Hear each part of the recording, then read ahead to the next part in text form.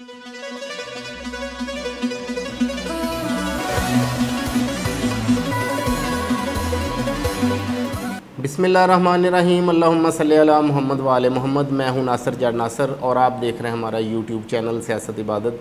आज 22 मई है और पीर का दिन है। आज का दिन मुल्की सियासत में अदालतों के हवाले से एक बहुत ज़्यादा अहम दिन गुज़रा। इसमें जो ख़ास ख़बरें हैं वो हम आपसे शेयर करेंगे। पहले तो ये कि इमरान खान साहब ने ऑडियो लीक्स की जो तहकीकात करने वाले जुडिशनल कमीशन को सुप्रीम कोर्ट में चैलेंज कर दिया। एक तो ये अहम ख़बर है, इस पे हम बात करेंगे। निगरान पंजाब हुकूमत को काम से रोकने के लिए जो दरख्वास्त दायर की गई थी उसके बारे में भी हम आपसे डिस्कस करते हैं। फिर उसके बाद PTI ने मुल्क भर में आर्टिकल 245 यानी आर्मी के नफाज के एक्ट को सुप्रीम कोर्ट में चैलेंज कर दिया। ये एक बहुत बड़ी ख़बर थी। इसके साथ साथ और भी कुछ सियासी जो एफ़र्ट्स हुई हैं आज मुल्क में, जैसे कि जमात इस्लामी के साथ तहरीक इंसाफ का जो अलहाक है उसको भी जो बड़े ज़राए हैं वो किस एंगल से देखते हैं, इस पे भी हम डिटेल से बात करेंगे। सबसे पहले बात करते हैं कि PTI ने मुल्क भर में आर्टिकल 245 के नफाज को सुप्रीम कोर्ट में चैलेंज कर दिया।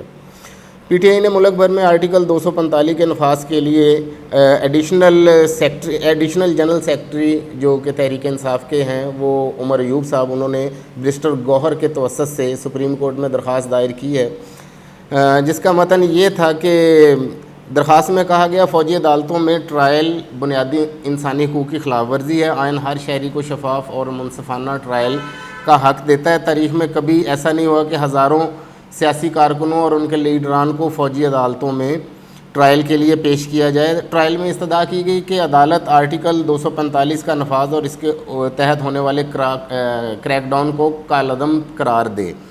ख्याल रहे कि 10 मई 2023 को वजारत दाखिला ने आर्टिकल 245 के तहत इस्लामाबाद और खैबर पख्तूनख्वा में यानी पंजाब और खैबर पख्तूनख्वा में फ़ौज तैनात करने की मंजूरी दे दी थी। इसके ख़िलाफ़ PTI ने आज इसको चैलेंज किया है। इस सिलसिले में दरख्वास्त उनकी दायर हो गई है और जो कि काबिल समात करार देकर अब इसको आगे देखते हैं कि कैसे सुना जाता है इस मामले को।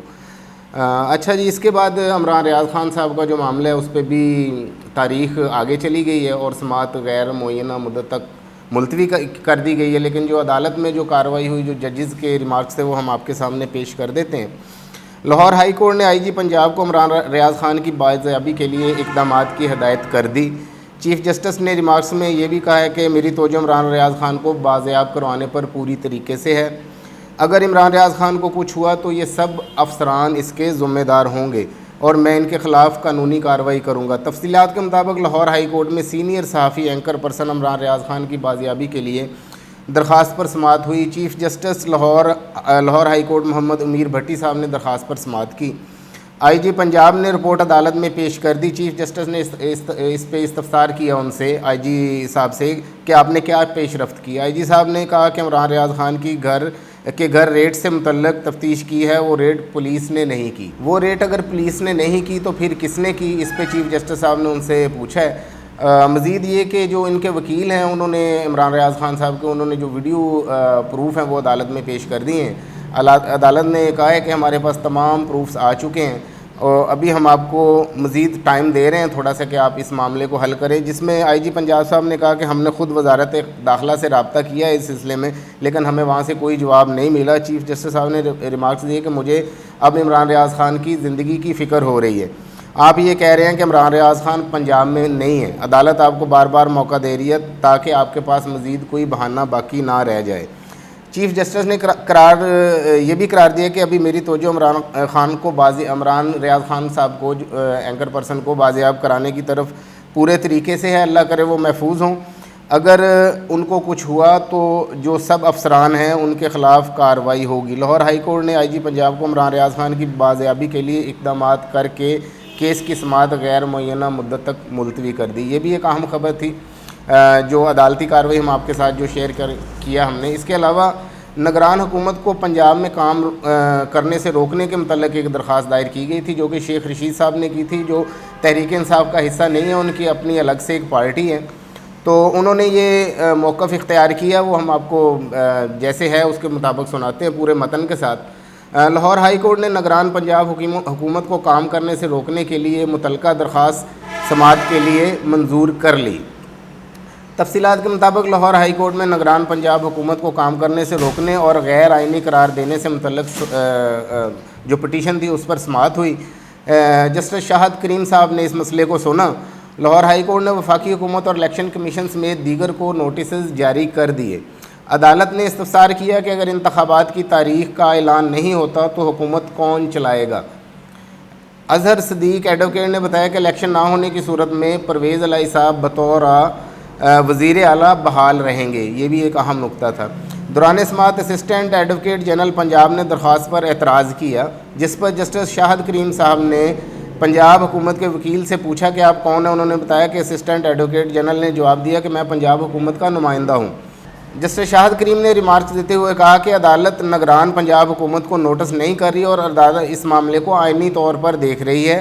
واضح رہے کہ شیخ رشید کی جانب سے دائر درخواست میں موقف اختیار کیا گیا کہ حکومت جان بوجھ کر انتخابات نہیں کروا رہی، جبکہ اسمبلی تحلیل ہونے کے 90 روز کے بعد آئینی طور پر انتخابات ہونے چاہیے۔ حکومت اور الیکشن کمیشن جان بوجھ کر انتخابات رکوا رہے ہیں۔ درخواست میں استدعا کیا گیا کہ نگران پنجاب حکومت کو کام کرنے سے روکنے کے احکامات جاری کیے جائیں۔ یہ شیخ رشید صاحب نے عدالت میں جو ان کا درخواست کا متن ہے اس میں یہ چیز بتائی ہے۔ شیخ رشید صاحب نے نگران پنجاب حکومت کو کام کرنے سے روکنے کے لیے الیکشن کمیشن کو الگ سے بھی مراسلہ لکھا ہے۔ یہ مراسلہ شیخ رشید صاحب نے اظہر صدیق کے ذریعے الیکشن کمیشن کو ارسال کر دیا۔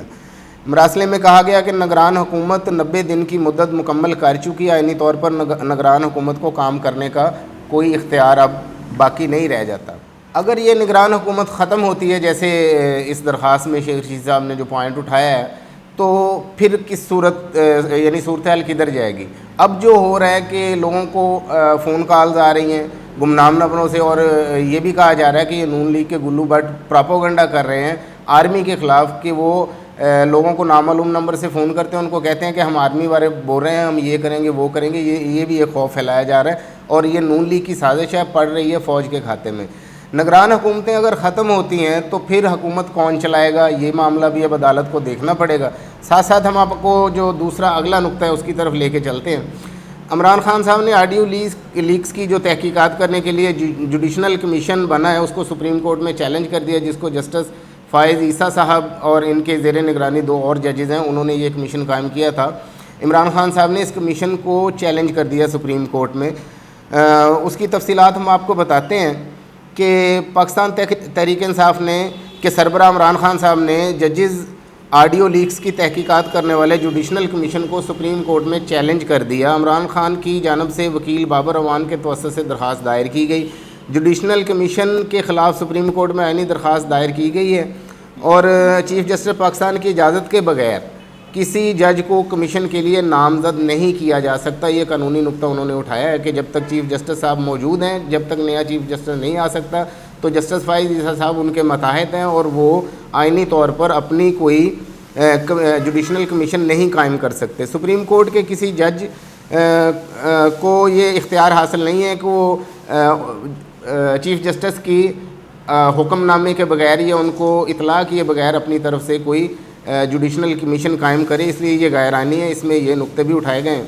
کمیشن اس کی تحقیقات کرے گا اور ذمہ داروں کا تعین کرے گا۔ مبینہ گفتگو میں سپریم کورٹ کے ایک مبینہ بینچ بنانے کی جو بات کی جا رہی ہے، سینئر ایڈوکیٹ کہہ رہے ہیں کہ جی وہی بینچ بنے گا۔ ایک سابقہ چیف جسٹس اور وکیل کے درمیان ہونے والی گفتگو کی بھی تحقیقات ہونی چاہیے۔ Commission chief justice Lahore high court کے داماد کے معاملے کو بھی پرکھا جائے گا۔ کمیشن میں یہ بھی دیکھا جائے گا کہ عدلیہ سے منسلک کون کون سے لوگ ہیں جو ان آڈیو لیکس کے معاملے میں ان افراد کے ساتھ منسلک ہیں جو یہ آڈیو لیکس کر رہے ہیں۔ جوڈیشنل کمیشن ذمہ داروں کا قانون کے مطابق احتساب کرنے کا بھی فیصلہ کرے گا۔ تو یہ جو جوڈیشنل کمیشن بنایا گیا ہے جسٹس فائز عیسیٰ کی نگرانی میں، اس کو عمران خان صاحب نے سپریم کورٹ میں چیلنج کر دی ہے۔ ساتھ ساتھ آپ کو یہ بتاتے چلیں کہ جو سیاسی توڑ جوڑ ہو رہی ہے، جس میں شہباز شریف صاحب ملے ہیں چودھری شجاعت صاحب سے کل، انہوں نے اپنا الحاق بنایا ہے، آگے مل کے چلنے کا بھی کہا۔ اس کے ساتھ ساتھ پاکستان تحریک انصاف آگے چلنا چاہ رہی ہے جماعت اسلامی کے ساتھ، اس سلسلے میں کافی ایفرٹز ہو رہی ہیں۔ کراچی کے میئر کا معاملہ بھی ہے اس میں، جس میں یہ ہے کہ اس پہ اتفاق ہو چکا کہ اگر یہ مل کے آگے چلتی ہے الیکشن کے پروسیس میں جماعت اسلامی اور تحریک انصاف، تو کراچی کا میئر تحریک جماعت اسلامی کا ہوگا۔ اس سلسلے میں کل منصورہ میں بھی ایک میٹنگ ہونے جا رہی ہے اور بہت سے حلقے یہ کہہ رہے ہیں کہ یہ پاکستان کی سیاست میں بالکل ایسا ہی ایک نیا رخ ہوگا جس طرح کہ تحریک انصاف کا اسمبلیوں میں واپس جانے کا 72 ارکان کا جو چل رہا ہے، یہ اسی معاملے کے ساتھ ساتھ ہے۔ اس میں دونوں طرف سے پارٹی کارکنان کو کچھ تحفظات بھی ہیں۔ تحفظات صرف پی ٹی آئی کے لوگوں کو ہیں، کیونکہ وہ یہ کہہ رہے ہیں، اپنی لیڈرشپ کو یہ کہہ رہے ہیں کہ یہ جماعت تقریباً ہر الائنس کا حصہ رہی ہے، اس لیے ہم اس پہ زیادہ اعتماد نہیں کر سکتے۔ لیکن جماعت اسلامی کی طرف سے اس طرح کا کوئی ایشو سامنے نہیں آ رہا، کیونکہ جماعت اسلامی اگر تمام سیاسی مناظر سے ہٹ کے دیکھا جائے تو یہ ایک نہایت منظم اور روٹ لیول سے کام کرنے والی جماعت ہے۔ ان کا اپنا ایک سیاسی تشخص ہے۔ کچھ لوگ یہ کہہ رہے ہیں کہ اگر عمران خان صاحب کے ساتھ جماعت اسلامی اٹیچ ہوتی ہے تو یہ بھی ملک کی آنے والی تاریخ میں ایک بہت بڑا سیاسی ٹرن ہوگا۔ یہ تھے سارے آج کے معاملات جو ہم نے آپ سے شیئر کیے۔ اب صورتحال کیا رخ اختیار کرے گی یہ آنے والا وقت ہی بتائے گا۔ اچھے کی امید رکھیں، اچھا ہی ہوگا۔ مجھے اجازت دیجیے، آپ کا بھائی ناصر جاں ناصر، پاکستان زندہ باد۔